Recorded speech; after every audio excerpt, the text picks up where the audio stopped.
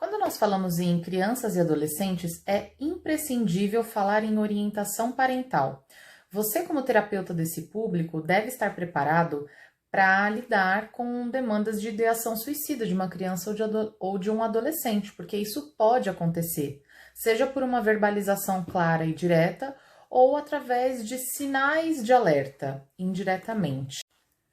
Mas, independente da maneira como você vai se deparar com essa demanda, a questão é que a gente já sabe que, diante de uma demanda de ideação suicida, nós temos o dever de quebrar o sigilo e comunicar à família. É só vocês darem uma olhadinha aqui em outros conteúdos no nosso feed, ou então na live sobre suicídio que a gente deixou gravada no nosso IGTV. A gente sabe que dificilmente uma criança vai chegar e verbalizar clara e diretamente que quer se matar. Geralmente ela dá alguns sinais que você, como terapeuta, deve estar atento ou atenta. E também tem os pais que podem nos fornecer dados ou trazer algumas queixas que a gente pode juntar e ligar os pontos.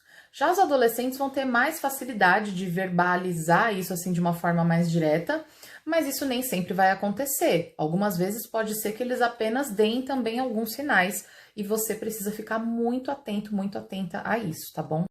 E nós devemos estar muito atentos para que, diante de qualquer possibilidade de suicídio, nós imediatamente possamos conversar com esses pais, mostrar para eles, deixá-los cientes dessa possível ideação suicida e mostrar para eles os sinais que o filho deles vem dando e que muitas vezes eles não conseguem entender.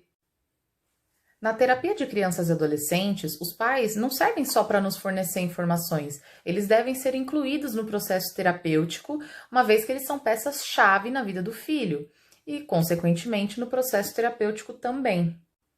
Ou seja, gente, os pais precisam participar da terapia, principalmente fora do consultório, que é onde a criança ou o adolescente vivem na maior parte do tempo. E esses pais influenciam diretamente nas emoções e nos comportamentos dos filhos.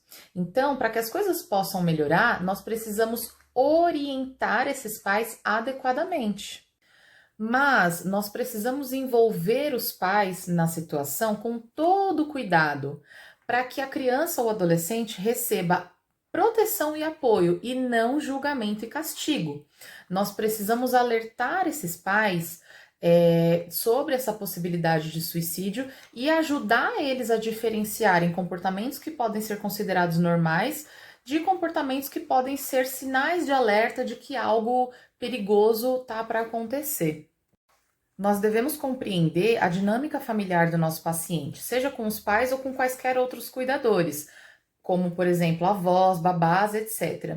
E nós também precisamos coletar dados adicionais que podem ser essenciais na nossa avaliação de risco de suicídio. Eu vou dar alguns exemplos aqui, vou até dar uma olhada para não deixar nada de fora, mas, por exemplo, desenvolvimento do nosso paciente, desempenho escolar, problemas psiquiátricos, porque mesmo na infância e na adolescência já pode haver a presença de algum problema psiquiátrico, principalmente na adolescência, que é quando boa parte desses transtornos psiquiátricos começa a florescer ou a ficar mais evidente, né?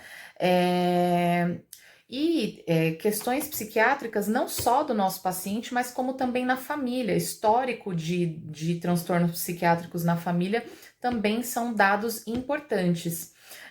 Histórico de comportamento autolesivo dessa criança ou desse adolescente que pode ter, e inclusive tentativas de suicídio. Pode ser que você receba uma criança ou um adolescente que já tentou se suicidar.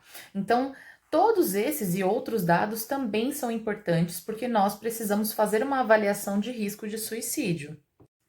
E tudo isso é importante para a nossa tomada de decisão enquanto profissionais do caso em relação ao manejo dos comportamentos potencialmente suicidas do nosso paciente.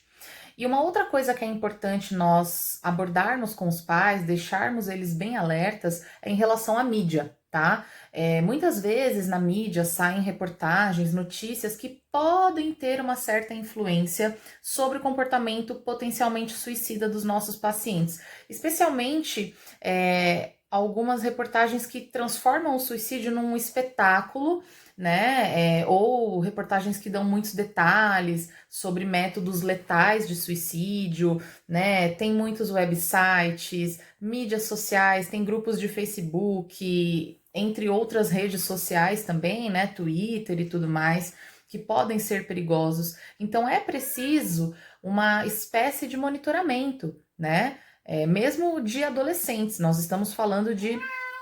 Gente, ignorem o meu gato miando aqui no fundo, tá? Não tem como me livrar dele, então de vez em quando ele vai aparecer aqui nos vídeos.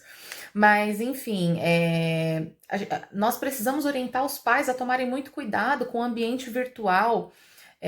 Tem muitas salas de bate-papo, né? Até mesmo às vezes em jogos online que acabam encorajando atos suicidas, né?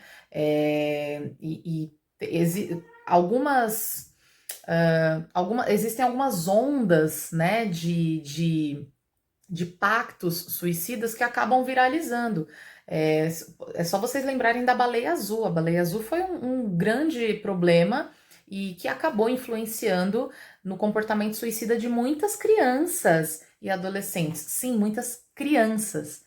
Então, esse é um ponto muito importante de atenção, tanto para nós como principalmente para os pais. Então, esse é mais um processo de orientação parental que nós devemos incluir num processo terapêutico, de maneira geral, mas principalmente quando existe um risco de suicídio. E, gente, mais importante, nós devemos abordar os pais de maneira que eles entendam a seriedade do caso, mas com muito cuidado. Nós devemos ser muito cuidadosos com a nossa abordagem, de maneira a não julgar esses pais, a não culpabilizá-los, porque eles vão precisar de muita conversa, de muito acolhimento, de muito apoio. Eles precisam ser nossos aliados no processo terapêutico. E para isso, nós precisamos orientá-los de, de maneira geral, é claro, mas principalmente de como eles podem contribuir para o tratamento do filho deles. Então, eu espero que vocês tenham gostado desse vídeo, espero que o vídeo tenha ajudado vocês a clarear algumas ideias. Compartilhem esse vídeo com outros psis, vamos ajudar outras pessoas. A gente sabe que quando cai esse tipo de caso, né, no nosso colo, é muito comum a gente ficar inseguro, né?